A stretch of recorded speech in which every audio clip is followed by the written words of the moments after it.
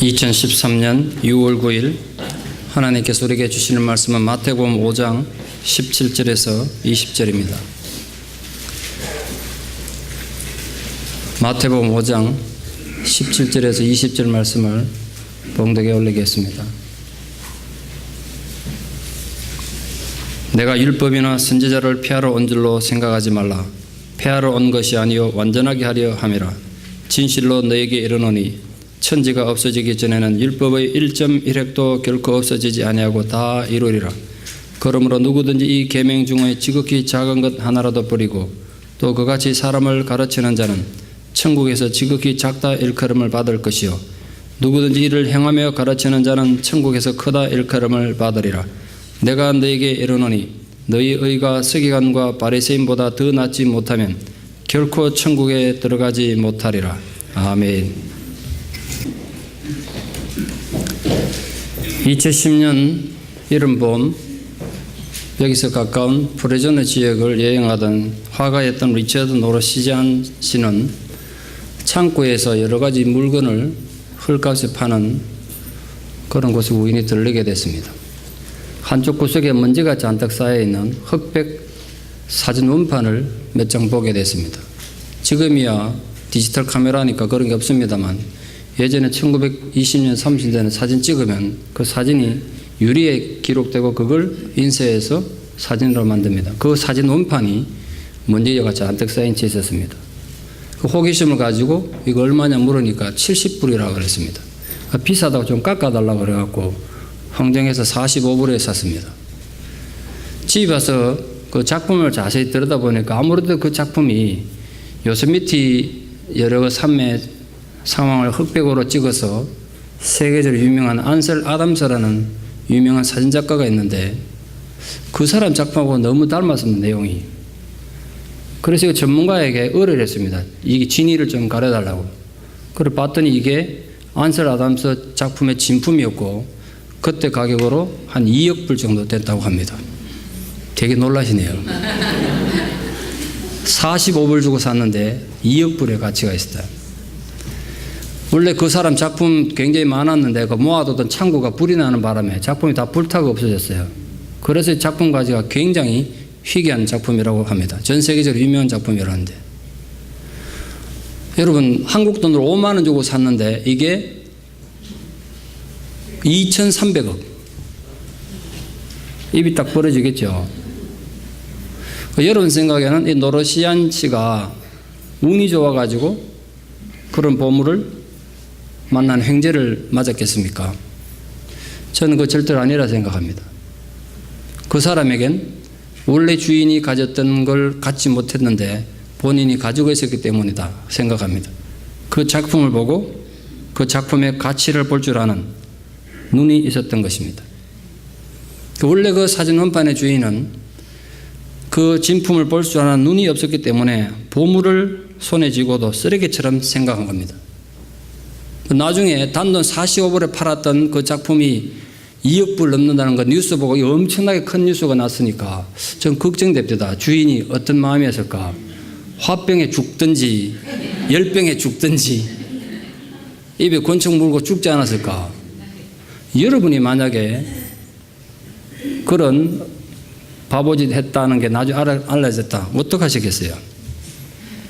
오늘 본문은 그보다 더 심각한 내용을 다루고 있습니다. 하나님께서 인간에게 주신 율법은 하나님이 창조하신 어떤 창조물보다 소중한 보물이었습니다. 그 보물을 인간에게 줬는데 어리석은 인간들이 그 가치를 알아보지 못하고 쓰레기 취급했던 것입니다. 그것이 예수님 당시의 바리새인들과 서기관들이 저지른 치명적인 범죄 행위였습니다. 문제는 우리입니다. 우리 오늘 예수님 당시의 그 사건을 좀 묵상하고 혹시나 우리 또한 종류는 다르지만 내용은 다르고 시대는 다르지만 같은 실수를 혹시나 범하고 있지는 않은지 우리 자신을 좀 돌아보는 시간이 됐으면 좋겠습니다. 아울러서 율법과 복음의 진정한 가치를 알아서 우리 모두 다 보물을 발견하고 돌아가는 시간 되기를 바랍니다. 2억 불짜리 사진 원판에만 놀라지 마시고 하나님이 주시는 예수님 주시는 말씀의 가치를 알고 이게 2억 불보다 소중하다. 깨닫고 돌아가는 자에게는 복이 있나니. 본문에서 율법이란 일반적으로 모세 오경을 말하고 선지자란 구약에 나오는 나머지 예언서와 역사서를 말합니다. 예수님 당시는 아직 신약 성경이 전혀 쓰여지지 않았기 때문에 그때 성경이란 항상 구약을 말했고 구약을 지칭하던 관용적 표현으로 율법과 선지자들 이렇게 사용됐습니다. 서기관이란 그 율법을 전문적으로 연구하던 학자이고 또 그걸 가르치는 스승이었으며 그 율법으로 백성들을 재판하던 재판관들을 말합니다. 또 바리새인들이라는 그 율법을 자기들의 실제 삶에서 적용하려고 굉장히 노력하던 자들입니다. 한마디로 율법의 전문가들입니다. 바로 그 율법의 전문가들에 의해서 예수님은 공공연하게 율법의 엄수를 거부하는 율법 파괴자로 낙인이 찍힌 겁니다. 영적인 이 지도자들뿐만 아니라 일반 군중들에 의해서도 아마 예수님은 의심을 받고 있었던 것 같습니다. 왜냐하면 군중들이 예수님께 몰려나온 이유는 예수님의 가르침과 예수님의 진리의 복음을 깨닫고 이해하고 따르기 위해서가 아니었습니다. 단지 예수님 행하시는 이적을 보고 그 이적을 통해서 자기들 개인적인 이익을 추구하기 위해서 모여들었던 겁니다.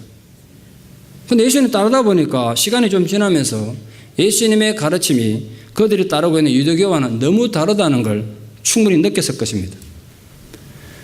그래서 예수님 사역 초기에 이미 율법의 파괴자라는 것, 율법과 선지자의 가르침들을 폐하려 한다는 부정적인 생각이 널리 퍼져 있었습니다. 예수님 사역하는데 굉장히 지장이 많았겠죠. 그 이유가 뭐냐 하면 예수님이 해석하는 율법의 해석과 당시 바리새인들과 율법의 전문가들은 서기관들이 하는 해석이 너무 달랐던 거예요. 둘 중에 하나는 가짜예요. 이게 어느 정도 비슷하면 뭐 견해가 좀 다를 수 있다 이렇게 너무 정반대 해석을 하니까 둘 중에 하나는 가짜예요.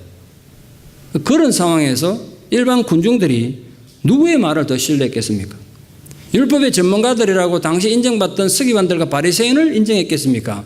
아니면 어디서 저 변방에서 목동의 아들이 또 목수의 아들이 태어나가지고 얘기하는 그 얘기에 귀를 기울였겠습니까? 선택은 여러분 한번 해보십시오. 그 율법에 대한 전혀 다른 예수님의 해석이 바리새인들과 서기관뿐 아니라 다른 군중들에게 굉장히 충격했을 것입니다. 그런 세상의 거부감에 대해서 예수님이 자신의 입장을 분명히 밝힌 것이 오늘 본문입니다. 한마디로 요약하면 난 율법을 파괴한 자가 아니다. 율법을 온전하게 만들고 율법을 살리기 위해서 왔다. 율법에 생명을 불어넣고 있는 것이다. 그렇게 말씀하셨습니다. 한글이 창제되기 1000년도 더 전부터 한국 땅에서는 한국 말은 있는데 글자가 없지 않습니까? 한문을 썼지만 한문으로는 한국어로 다 표현을 못하니까 이 말을 한국말로 표현하기 위해서 한자의 여러 가지 모양을 가져와가지고 한자를 빌려와가지고 글을 만들어 썼습니다. 그걸 이두문자라고 합니다. 신라시대 설총이 그 이두문자에 여러 가지 작품을 체계했던 것으로 유명합니다. 그 이두문자로 쓰여진 작품을 향가라고 합니다. 향가 14수라고 우리가 학교에서 배웠던 거 있죠. 그런데 문제는 그게 세월이 1000년, 2000년 내려오다가 향가란 작품은 남았는데 이걸 어떻게 읽는지 해독법을 잃어버렸습니다. 누가 가르쳐주지 않아가지고. 그래서 이때까지 해독을 아무도 못해서 현대에 와가지고. 그런데 일본에서 한글을 연구하는 일본인 한글 학자들이 일본에서 한국어를 연구하는 일본인 출신의 한국학자가 한국 사람이 한국어를 연구하는 사람보다 더 많습니다. 숫자가. 그 일본인 한글 학자들이 이 향가를 해독해냈습니다. 한국인 입장 굉장히 자존심 상한 일이지 않습니까? 자기 조상들이 만든 자기들 고유의 문화인데 자기들은 해석도 못하는데 외국인이 먼저 해석해서 발표하니까 얼마나 자존심 상한 일입니까? 그때 그 소식을 들은 한국의 한 국문학자가 자기가 명색이 국문학자인데 자기도 해독 못한 걸 일본인이 해독했다는 거 얼마나 자존심 상한 일이에요. 문제는 심각해요. 문제의 심각성이 뭐냐면 그 일본인이 해독했던 향가가 정말 제대로 된 해독이 맞냐, 해석이 맞냐, 틀리냐도 판단할 기준이 없었어요, 한국에서는. 그게 그냥 진리로 받아들일 수밖에 없는 거예요. 아무도 모르니까. 그걸 딱 3개월 동안 틀어박혀가지고 자존심 상한다. 우리가 해석해야지. 이게 진짜인지 가짜인지도 모르는데 그래서 최초로 해독해낸 사람이 있습니다. 그 별명이 국보 1호라는 양주동 박사가 그걸 해독해냈습니다. 그 문제는 양주동 박사가 해독을 하고 보니까 일본인들이 해독한 내용이 전부 엉터리였어요. 전혀 다른 거예요, 내용이. 그러니까 양조동 박사님이 이룬 일은 한국인으로서 한국의 조상들의 문학을 최초로 향가를 해독해서 자존심 세웠다. 이것뿐만 아니라 양조동 박사가 해독해내기 전까지는 한국 문학계에 그게 진리라고 받아들이고 있던 엉터리 향가 해석을 무너뜨렸다는 데 의미가 있습니다. 그게 중요한 거예요. 저는 오늘 율법에 대한 예수님의 전혀 다른 해석이 율법 파괴자라고 오해를 불러일으킨 걸 보고 이 사건을 떠올렸습니다. 예수님의 일개 국문학자에 비유하는 게 좀 불경스럽긴 합니다만 의미가 너무 비슷하지 않습니까? 양조종이라는 학자가 없었다면 우리 국어 시간에 배웠던 향가의 내용이 완전 달랐을 거예요. 그러나 양조종 박사의 올바른 해석 때문에 향가는 드디어 생명을 가지게 된 것입니다.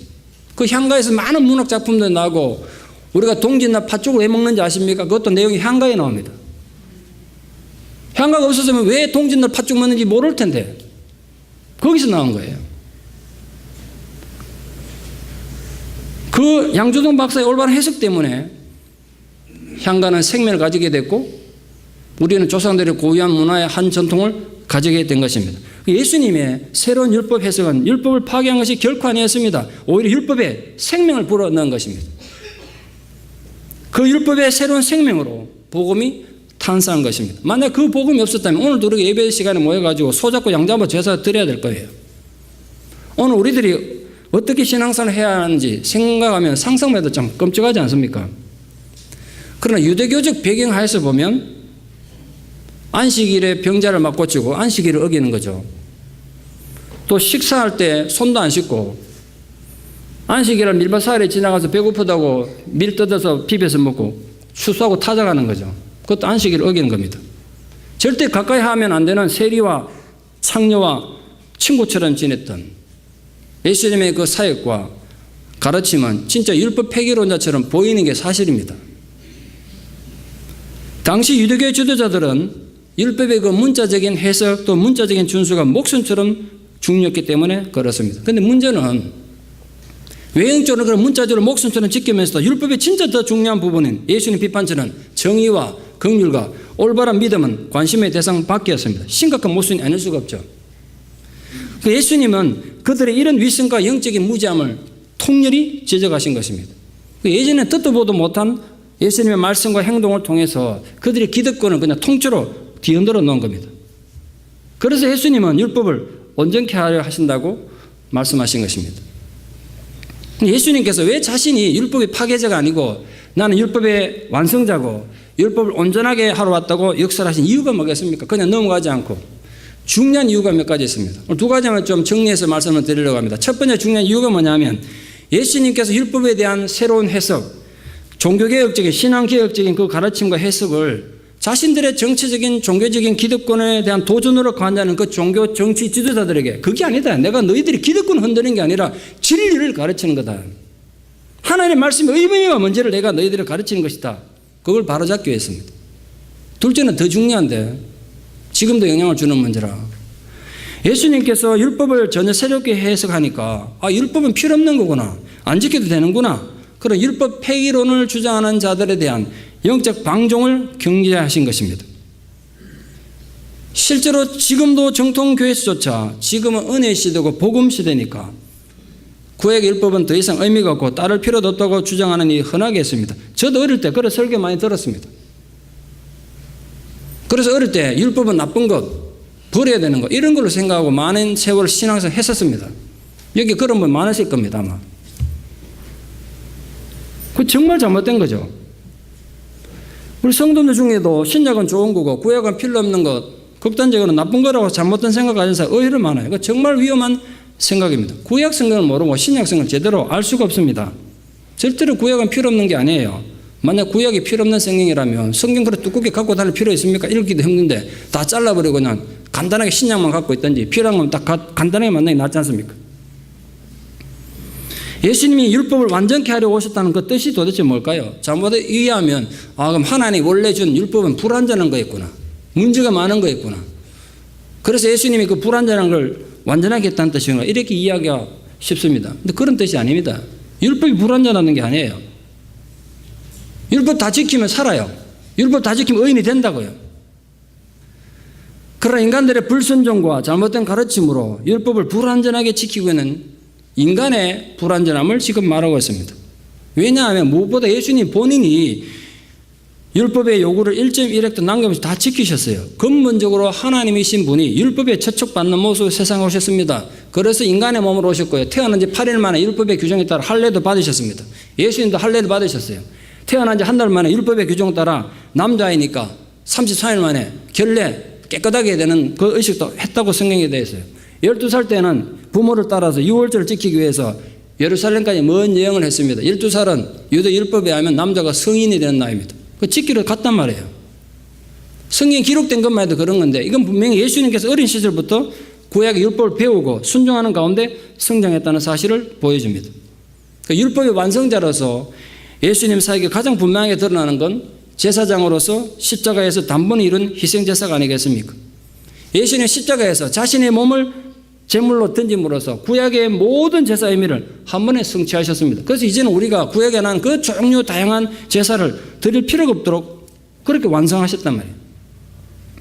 율법의 파괴자라고 비판하는 세상에 대해서 오히려 예수님께서는 세상이 종말하는 순간까지 율법의 1.1획도 없어지지 않고 다 이루어질 것이라고 말씀하셨습니다. 이 지극히 작게 보이는 계명이라도 하나님의 뜻을 계시하고 있기 때문에 결코 소홀히 할 수 없음을 분명히 말씀하고 계십니다. 당시 율법학자들은 율법의 계명들의 차등을 둬가지고 반드시 지켜야 될 중요한 계명, 이건 무시해도 되는 것, 이래 분류했습니다. 그런 당시의 종교 지도자들의 편리주의를 예수님이 신랄하게 비판하신 것입니다. 인간들이 자기들 마음대로 어떤 계명들은 중요하지 않다고 버리는 건 하나님 뜻을 왜곡하는 거고 하나님의 진리를 범하는 심각한 범죄란 겁니다.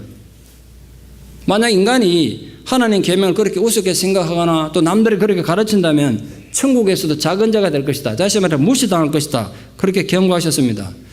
이건 나중에 천국에 가도 높은 자가 있고 낮은 자가 있고 계급이 있다는 뜻을 말하는 게 아닙니다. 천국에도 귀족 천민이 있는 그런 뜻이 아니에요. 결과적으로는 천국에 들어가느냐 못 들어가느냐 그 문제입니다.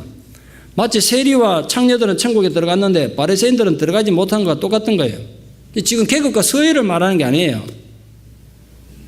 예수님이 직접 말씀하신 것은 결국 큰 자라는 건 천국에 들어가는 자고 작은 자는 천국에 못 들어가는 자입니다. 왜냐하면 마지막 결론 보십시오. 결론적으로 예수님께서 뭐라고 말씀하셨는가?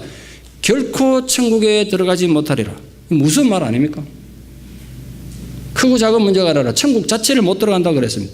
그러니까 하나님의 말씀을 절대로 소홀히 하거나 함부로 내 마음대로 조작하고 편집해서 남용하면 안 된다는 거예요. 지금도 그건 마찬가지예요. 여러분 내 마음에 들면 복음이고 안 들면 복음 아니고 그래 되면 안 된단 말이에요. 지금도. 어제가 무려 111도였습니다. 화시로. 한국에서 설교 듣는 분 쫄따시겠습니다만 섭씨로 43도였습니다. 43도면 한국의 역사상 가장 더웠던 우리 고향 대구의 날씨였습니다. 한국에 계신 분들 43도는 기절하시겠죠. 우리는 보통입니다. 얼마나 더웠습니까? 한국도 연일 무더위가 계속되고 있다고 뉴스 나오던데 그런데 그 무더위에 전력이 비상이라고 매일매일 지금 뉴스 나오고 있습니다.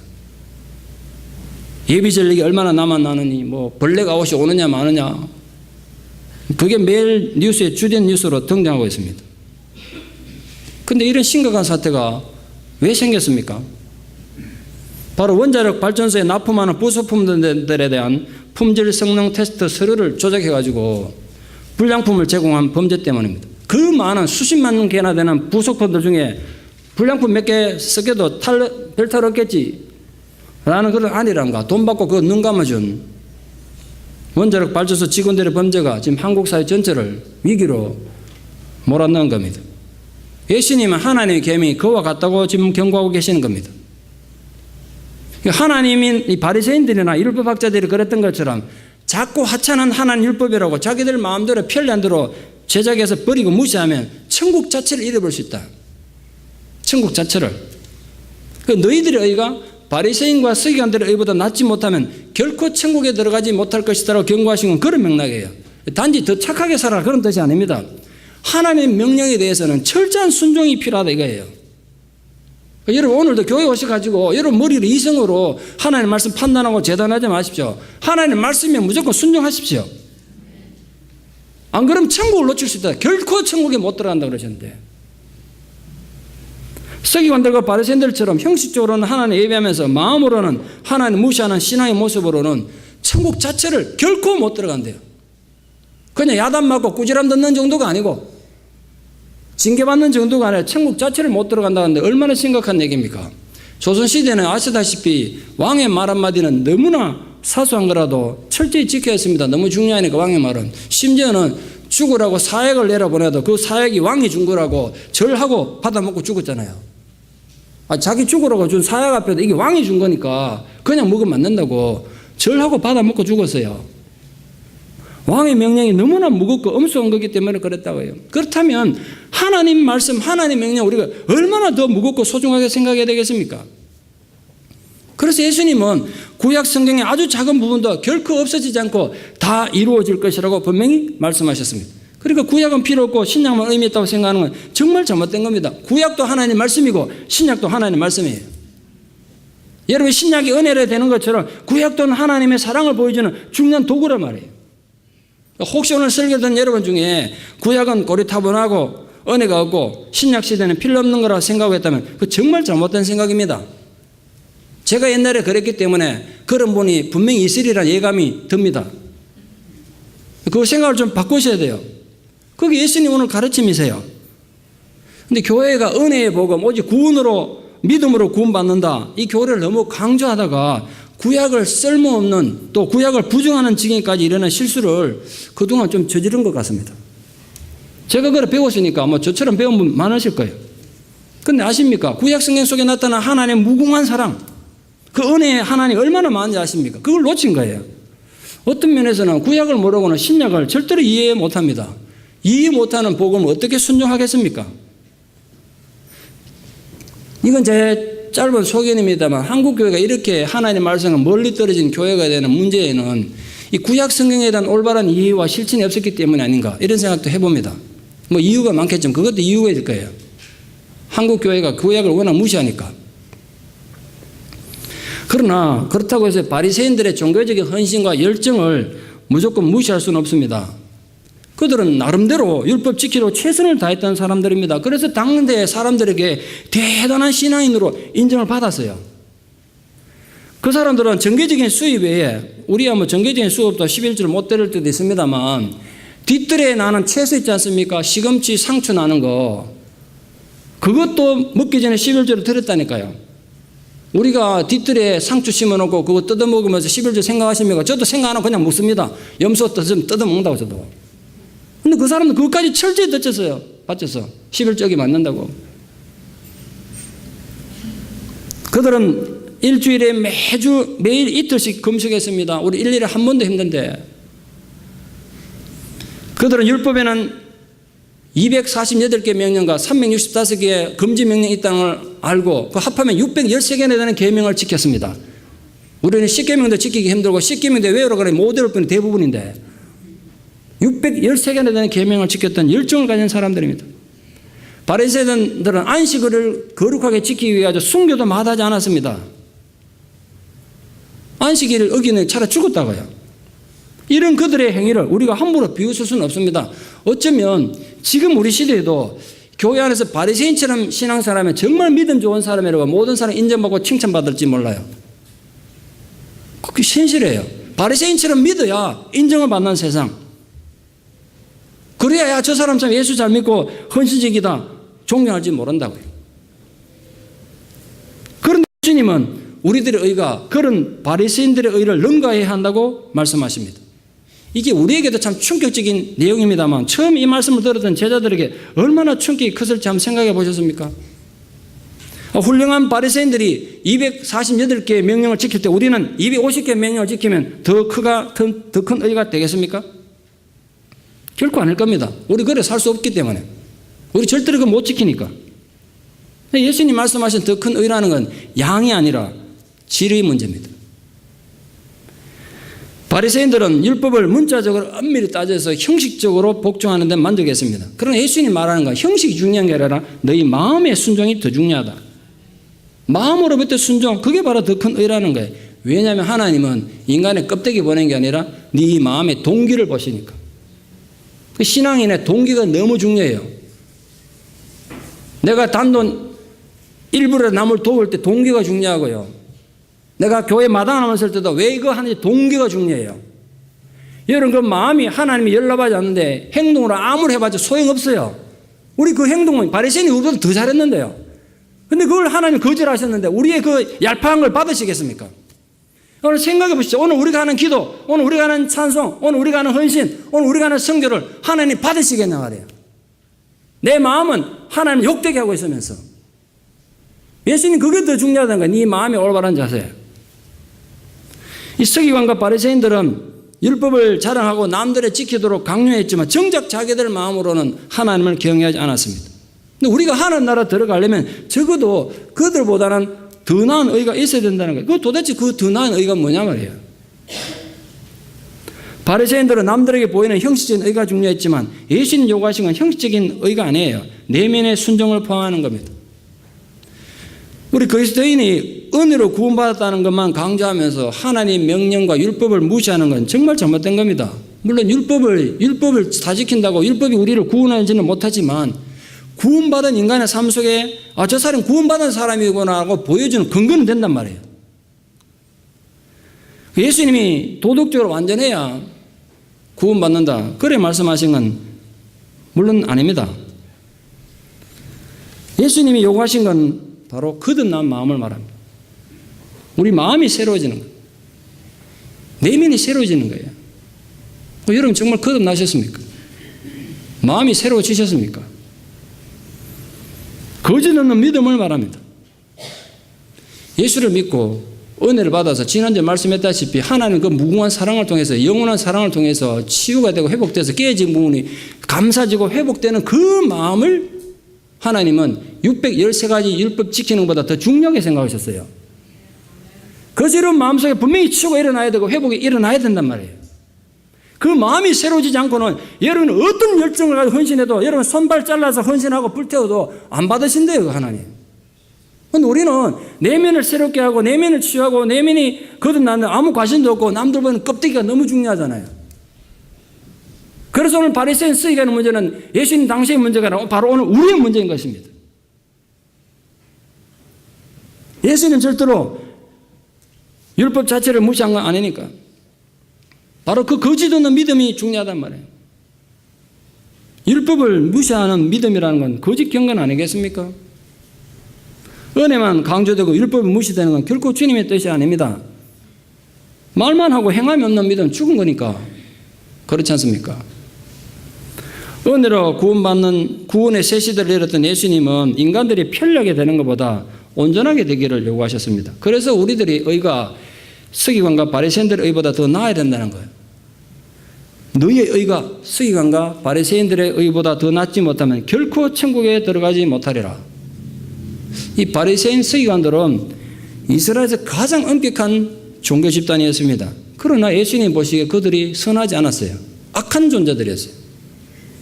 그 성경에 보면 예수님에게 가장 욕 많이 먹은 사람이 바리새인입니다. 형식적으로는 가장 신앙생활 잘하는 사람들인데요. 그들이 만들어놓은 수많은 규정들 때문에 오히려 율법의 권위가 실추되고 하나님의 명예가 욕되게 됐다. 성경이 요구하는 참된 의는 이루어지지 못했던 것입니다. 결국 오늘부터 우리가 예수님 가르치는 가르침을 따라갈 텐데 그 예수님 가르침을 잘 따르는 게 결국은 율법을 지키는 가장 올바른 길이 아니겠습니까? 역사 속에 그런 세상이 바리새적이고 서기관들 같은 잘못된 신앙 공동체가 있더라도 그 속에서 그들보다 의를 능가해서 하나님의 사람이 됐던 많은 예가 있습니다. 그 중에 한 예를 제가 구체적 예를 한번 들어볼까 합니다. 무슨 뜻인가 한번 들어보십시오. 마틴 루터 킹 목사님이 보스턴 대학에서 박사과정 마치고 안수를 받고 목사가 됐습니다. 이제 목회지를 찾아야 되지 않습니까? 여기저기 이력서를 보냈는데 두 교회에서 요즘 말하면 선보는 설교, 시험 설교해달라고 요청받았습니다. 하나는 테네시 가면 차타누가라는 데 도시의 제일 침례교회라고 굉장히 큰 흑인 교회입니다. 또 하나는 알라바마주에 있는 몽고메리의 덱스터 침례교회라는 자그마한 교회가 있습니다. 두 교회에 가서 설교했습니다. 이왕이면 다 엉치 말라고 루터 목사님이 부인과 갔다 오면서 이왕이면 저 큰 교회에서 우리를 청명했으면 좋겠다. 기도를 했습니다. 당연히. 인지상정 아니겠습니까? 그러나 그 큰 교회에서는 청빙을 거절했고 자그마한 덱스터 교회에서 청빙을 받았습니다. 저는 이렇게 생각합니다. 만약에 그때 마틴 루터 킹 목사님이 차타누가의 제일 침략의 그 큰 교회에 갔으면 미국 역사 많이 바뀌었을 것이다 생각해요. 근데 이 갈림길이 그 두 교회 중에 어느 교회를 가느냐, 이 갈림길이 마틴 루터 킹 개인의 운명을 바꿨을 뿐 아니라 미국 역사 흐름을 바꾸게 될지 누가 알았겠습니까? 그 알라바마 몽고메리의 덱스터 침략에 조그마한 교회에 부임한 1년도 되지 않은 1955년 12월 1일 무슨 일이 벌어졌냐면 그 교회 교인이었던 로자 파커스라는 흑인 여인이 버스를 타고 가다가 백인에게 자리를 양보하라는 명령을 거부했다는 이유로 투옥됩니다. 잘 아시죠? 로자 파커스 사건. 그 일이 벌어지는 바람에 자기 교인이 지금 억울하게 감옥 갔단 말이에요. 마틴 루터 킹 목사님 자서전 보면 이 사람 처음부터 뭐 데모하던 사람도 아니고요, 뭐 혁명가도 아니었어요. 정말 온유한 사람이고 자기 표현하고 굉장히 겁이 많은 사람이었습니다. 절대로 민권운동 같은 거 할 사람이 아닌데 자기 교인이 억울하게 감옥 가는데 가만히 있을 수 없잖아요, 목사가. 그 어쩔 수 없이 앞에 나서게 된 거예요. 그 자기 보면 그 앞에 나서면서 두려워하는 마음, 하나님 내가 지금 나는 용기도 없는데 어떡합니까? 그 겁나는 내용들 많이 써놨어요. 그 결국은 자기도 본의 아니게 인종차별 철폐 민권운동을 시작하게 된 겁니다. 그 핵심에 마틴 루터 킹 목사님과 그가 담임했던 덱스터 교회가 있습니다. 당시 대부분의 미국의 백인 교회들 역시 똑같은 성경을 가지고 똑같은 하나님께 예배를 드리고 있었지만 노예 해방선언이 있고도 100년이나 더 지난 그 상황에서도 인종차별은 잔인하게 자행되고 있었던 것입니다. 한번 생각해 보십시오. 백인에게 자리를 양보하지 않았다고 흑인 여인을 억울하게 감옥에 집어넣었던 그 백인들이 드렸던 예배, 그들이 드렸던 찬송, 그들이 했던 수많은 선교 하나님 받으셨겠습니까? 저는 믿습니다. 절대로 받지 않으셨다고. 왜? 그들이 바로 현대판 바리새인이고 서기관들이었으니까. 만약 예수님이 오셨다면 신랄하게 비판을 받았을 이 땅의 교회들을 한번 생각해 보십시오. 저는 이렇게 생각합니다. 지금 미국 길에 병들고 골병이 드는 이유는 그 조상들에서 심어놓은 심각한 죄의 결과다. 심각한 회개가 있어야 한다고 생각합니다. 그 결과로 이 땅이 이렇게 골병 들고 있다고 저는 믿습니다. 한번 생각해 보십시오. 예배 드리는 게 중요한 게 아니에요. 주일에 예배당에 오는 게 중요한 게 아니란 말이에요. 얼마나 많은 백인들의 교회가 하나님 찬송하고 하나님 예배를 드렸습니까? 그러나 너무나 많은 교회와 교인들이 바리새인적이었고 서기관들 같은 자세로 신앙생활을 하고 있었습니다. 그러나 단 한 사람이 그 바리새인과 서기관들의 위선적이고 형식적인 예배를 거부하고 진정한 말씀의 가르침의 진리 횃불을 높이 들었을 때 세상은 그의 착한 행실을 보고 하나님께 영광을 돌린 것입니다. 그 결과 미국이라는 나라의 국가의 방향이 바뀌었고 온 인류 역사에 어떤 영향을 끼쳤는지 우리가 너무나 잘 알고 있지 않습니까? 잊지 마십시오. 예수님이 부정하신 것은 율법 자체가 아니라 바로 그 서기관들과 바리새인들이 저지른 율법의 왜곡이었다는 사실을, 예수님은 율법을 부정하기는커녕 더욱 율법의 중요성을 강조하신 것이 오늘 분명히 예수님의 가르침이셨습니다. 예수님의 새로운 율법 주신 게 아니라 이미 주어진 율법의 정확한 해석을 하신 거예요. 그게 유대교 종교 지도자들의 놀이터에 터진 원자폭탄 같은 위력을 발휘한 것입니다. 서기관들과 바리새인들은 율법의 원래의 빛을 잃게 했지만 예수님이 바로 비로소 율법의 원래 모습을 회복시킨 것입니다. 지금도 율법과 사랑이 서로 모순되고 충돌을 일으킨다고 주장하는 건 정말 심각한 거예요. 그건 결코 진리가 아니에요. 성경을 잘못 이해해도 한참 잘못 이해한 겁니다. 저는 두렵습니다. 오늘도 우리들이 자칫하면 인간적인 열정은 많은데, 인간적 사익은 많은데 정신과 내용은 바리새적이거나 서기관적이라면 심각한 거 아니겠습니까? 늘 생각하고 늘 주의합시다. 바리새적인 성도 교회가 되지 않기 위해서 몸부림치기 바랍니다. 물론 저도 노력하겠습니다만 그게 목사 혼자 되겠습니까? 여러분 늘 깨어 있으셔야 돼요. 적어도 이 시대에 바리새적 교회가 되지 않도록 깨어 있읍시다. 이게 오늘 본문 우리에게 주는 도전이란 말이에요.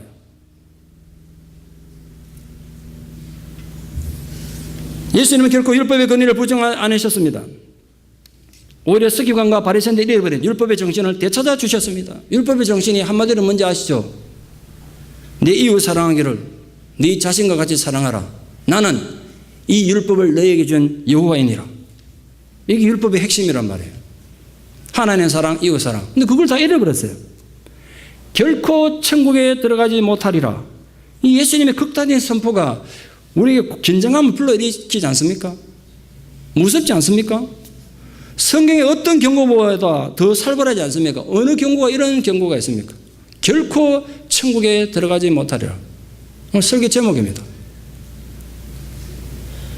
그 말은 우리들이 정말 천국에 들어가지 못하는 비극에 안 서던 기도로 정신 바짝 차리고 신앙생활 똑바로 하라는 거 아니겠습니까? 여러분 부탁합니다. 결코 천국에 들어가지 못하는 일이 생기지 않도록 예수 잘 믿읍시다. 예수 잘 믿어야죠. 열심히 믿는다고 되는 게 아니란 말이에요. 열심으로는 바리새인을 못 따라가 우리가. 우리는 진리로 싸워야 돼요. 열심과 형식으로 어떻게 그들을 이기겠어요? 어떻게 이단을 이기겠어요? 못 이겨요. 그러나 우리에게는 진리가 있단 말이에요.